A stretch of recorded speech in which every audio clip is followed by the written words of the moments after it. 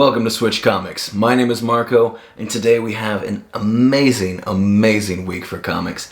It is Wednesday, new comic book day, lots of good stuff coming out. And before we get into it, let me quickly tell you about my giveaway. I'm giving away 3 awesome comic bundles at 500 subscribers. That's right, 3 lucky subscribers will each win one of these 3 comic bundles. All you have to do to enter is simply be subscribed and leave a comment on this video. If you would like additional chances to win, you can watch other videos on my channel and leave comments on those as well. Each comment on a new video is another chance to win. Good luck. And we are inching ever so close to 500 subscribers. I appreciate all the support. Once we get there, we're giving out those comics, and I can't wait to see who gets them. Now, I do want to also say quickly, sorry for not having a video on Monday. I filmed those videos on Sunday, and I ended up having a job that I had to take, and it took a lot of. I was like there for 9 or 10 hours, so it took up most of my day Sunday, and it was kind of last minute type thing, so I didn't have time to reschedule or do anything. When I got home, I was exhausted. So it is what it is. You know, we're going on though. Still have some great videos for you this week. Starting off, let's get into these comics. So we have Moon Knight number 3, and this is the first full appearance of Hunter's Moon. We got a cameo appearance in number 1, and this one, got a great cover appearance of him as well, which would be his first cover appearance, and it was a pretty solid issue. The art in here is great. I don't know if it still is as good as the first issue. The first issue's art was just amazing. The second issue definitely dipped down. I do think this is better than the second issue's art, but maybe not quite as good as the first issue. That being said, Hunter's Moon was pretty cool. I don't think we're done with him. I mean, I know we're not done with him. I know he's going to come back at some point. There's a lot of good fight scenes in this issue. Really cool. Also had to pick up the Miles variant because it's just super rad. And now, I don't know what happened with that Iron Man issue from last week, but I was like, let's be on the safe side and pick this one up. It's a super rad variant cover. I like that one a lot. Again, Moon Knight is super solid. We're just 3 issues in so far. I'm really excited for it. Sticking with the same writer, we got Jed MacKay, new title here, Death of Doctor Strange. Another great book. I try to pick up almost anything this guy is working on. It is, now admittedly, I have not started Strange Academy despite owning all of it. So I do definitely want to read that at some point. In my head, I was like, yeah, I'll get around to that before Death of Doctor Strange comes out. Did not happen. However, there is a tie-in. I think it's not for a while, though. But Strange Academy, yeah, so the end of next month. So I have until the end of next month to read Strange Academy, which I think there's maybe 14-ish issues or something like that. But because I do want to get caught up on the lore of all that and everything that's going on. This is a pretty interesting issue. I really liked it. It's not really a spoiler. It's in the title, but Doctor Strange does die. But it's interesting how they set it up, and it's interesting how they set up what's going on next from here on out. So I do think it's a really cool book, and it's only a 5-parter. It does have some tie-ins, but not a lot of tie-ins. It has everything on the back here. So let's see, 1, 2, 3, 4, 5, 6. So there's 6 tie-ins, which is more tie-ins than there is titles of the actual book. But I still don't think that's a lot. Like, there's way more King of Black tie-ins. So I think this is pretty low, in my opinion, on the amount of tie-ins. So I'm assuming if there's not that many tie-ins, the tie-ins might be more significant. We'll see. I don't know. It's always, tie-ins are kind of tricky. I know not everyone reads them. Sometimes tie-ins have a big impact on the story, and sometimes it's like, well, that barely had anything to do with the story actually. So I don't know. Read them if you want to. I'll be reading them. I'll be checking them out and telling you if they're important or not. So keep a lookout for that, I guess. Only Marvel book I did not get to read today because I am behind on it is Reptile. This is number 5, right? So it's the last, or number 4.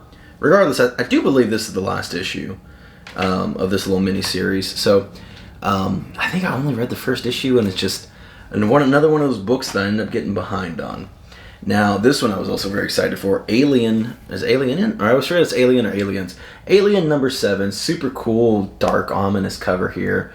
This is the beginning of a new story arc, and I think it starts pretty strong. I really like the first 6 issues that did the first arc, and this one's setting up for something. I don't know how big, does it tell me? It's going to be another 6-parter. It's called Revival, and it's, as far as I can tell so far from this first issue, not really connecting at all. I assume, I forget what she's called. I'm going to call her the Lady in the Dark, or that might be her name. I don't know, or what she's referred to anyway. I honestly can't remember now, but there's this dark, ominous figure from the first arc. I assume that's going to connect in. Maybe not the human characters won't matter as much, or like, not they won't matter, but they won't connect, but it'll all be building pieces to this bigger character, is what I assume is going to happen. I don't know.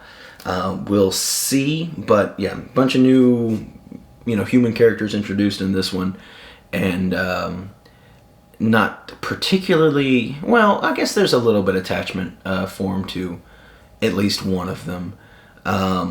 So I assume that's going to be our protagonist moving forward, and she was a cool character. I enjoyed her. So yeah, I mean, Alien's been pretty strong. I've been really liking it. We got a couple of Star Wars books here, starting with Ghost of Vader's Castle. This is a little IDW, bit more fun, kind of spooky, kind of horror themed a little bit. I can't lie though, I'm a little confused at what's going on, but I think there'll be more info in the next issue, I assume. I just, I kind of thumbed through it. There's some fun art in here. I was like, I'll give this a try. I enjoyed it. I will check out the next one, though, because, like I said, I'm a little bit like, I don't know if that all made sense. But we'll see, I guess. We'll see. And then this is another War of the Bounty Hunters tie-in, which I'm dreadfully far behind on. But check out how cool this cover B is. Or it might be a cover C, actually. I don't remember. But man, I had to grab this one instead of the A cover because it is super, super cool. So this is Bounty Hunters 16 here. And just an amazing cover. Alright, and so going on to our independent books now.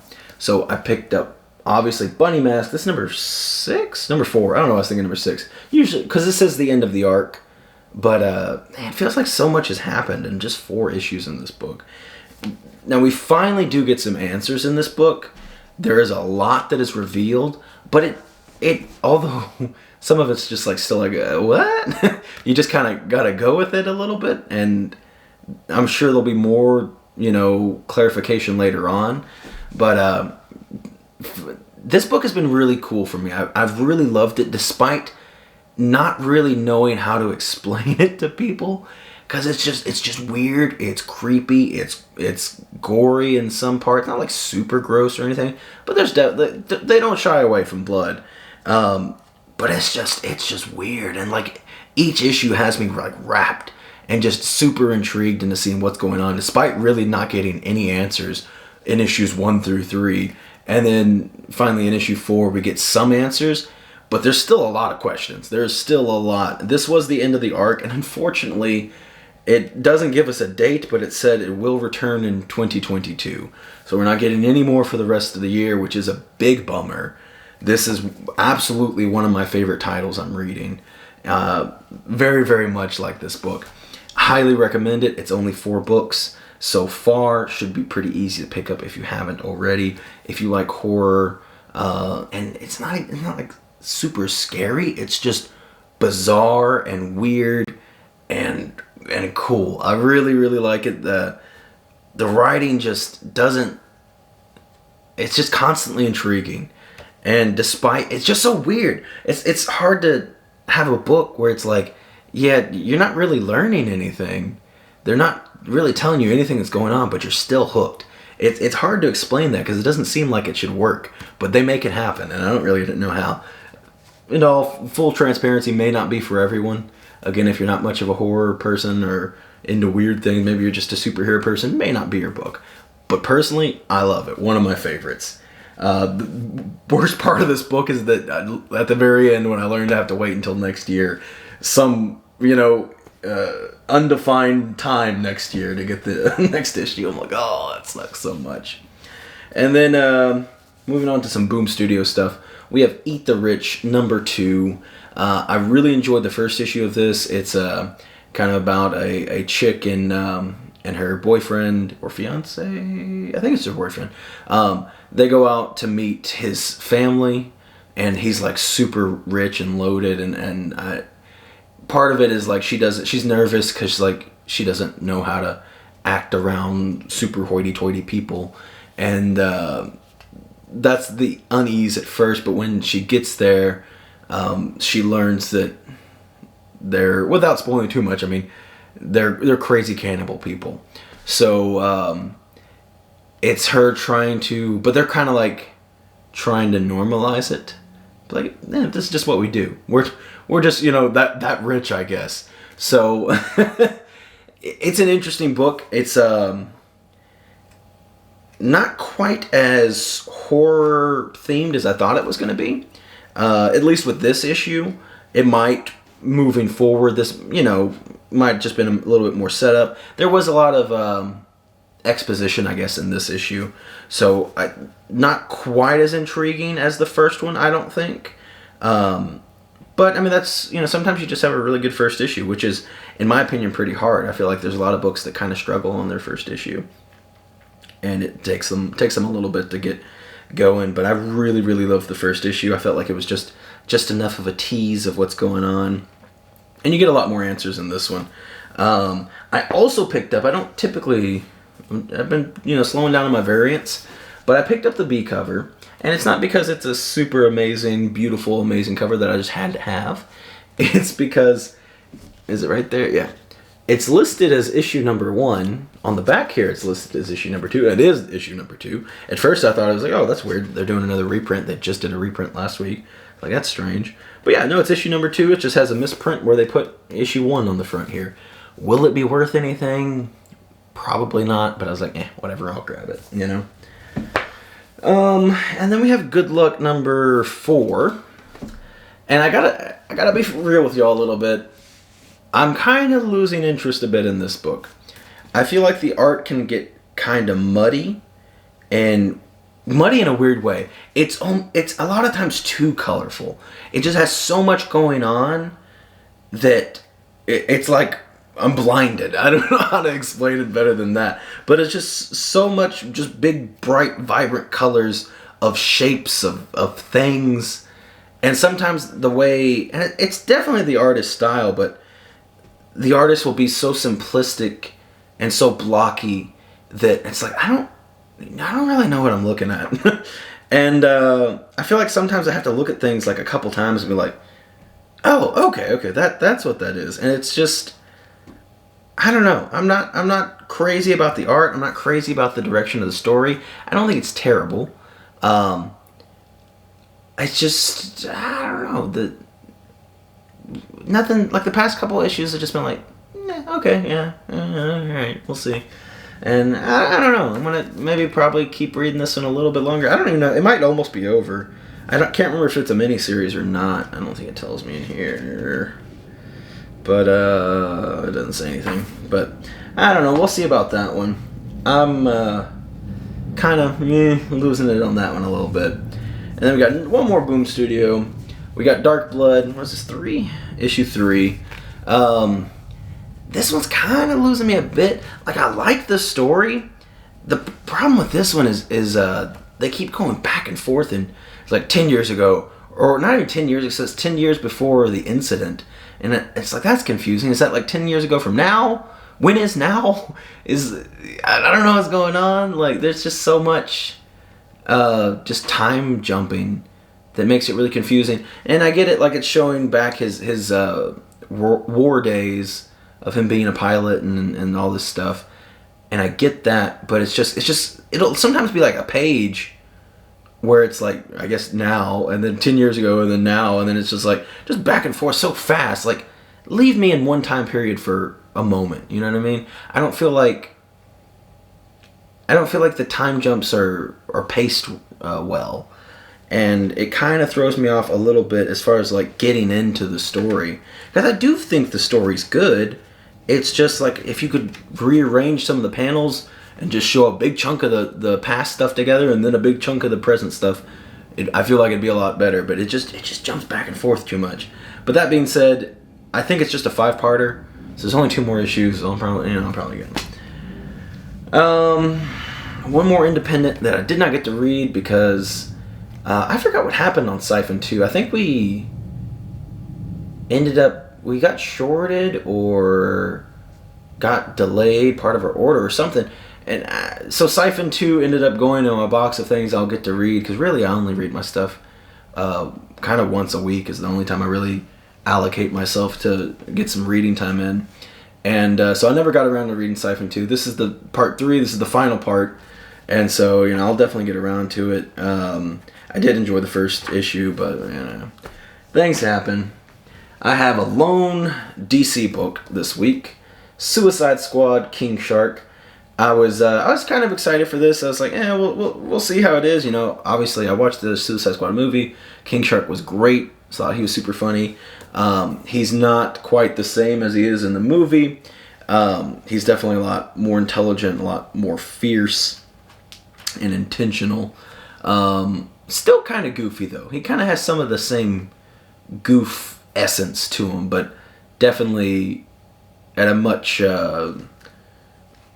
more heightened ability level of being able to do things and think for himself.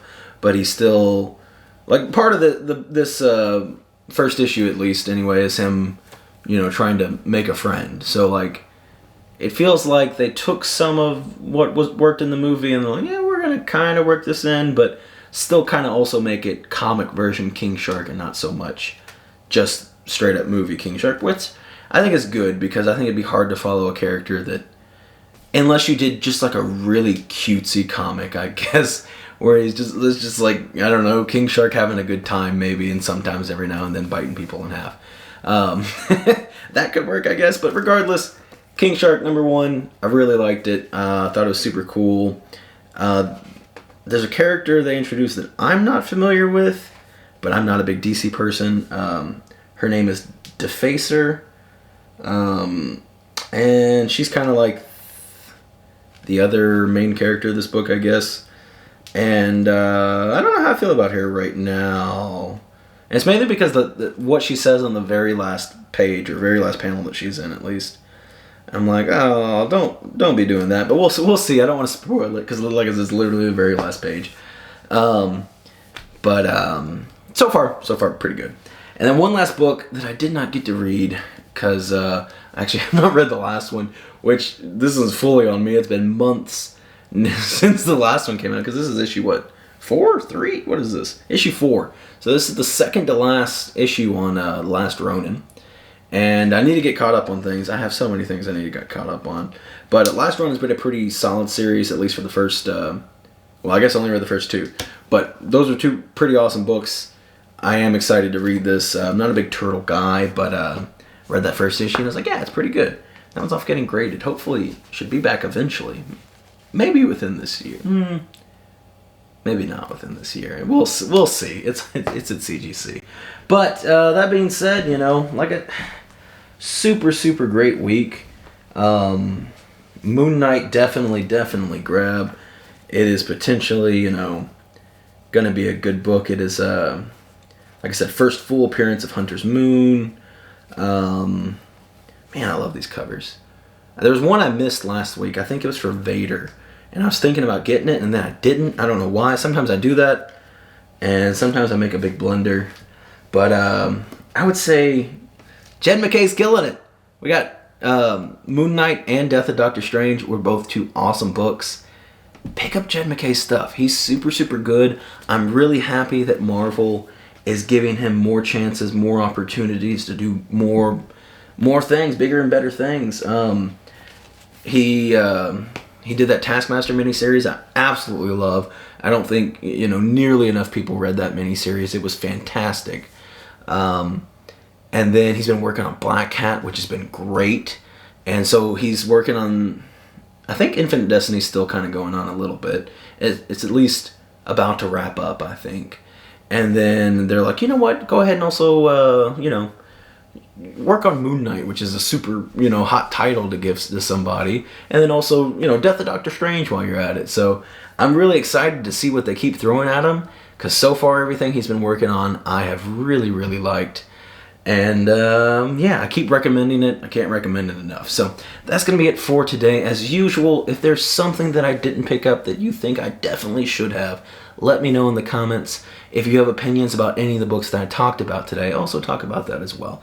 I'd love to hear if you're reading some of these. If you have the same opinions, differing opinions, I don't care. I should have picked up this book or not picked up this book, or different variant, or this or that, or I completely forgot about something. Please let me know. I love hearing from you all, and thank you so much for watching, and I will see you all next time.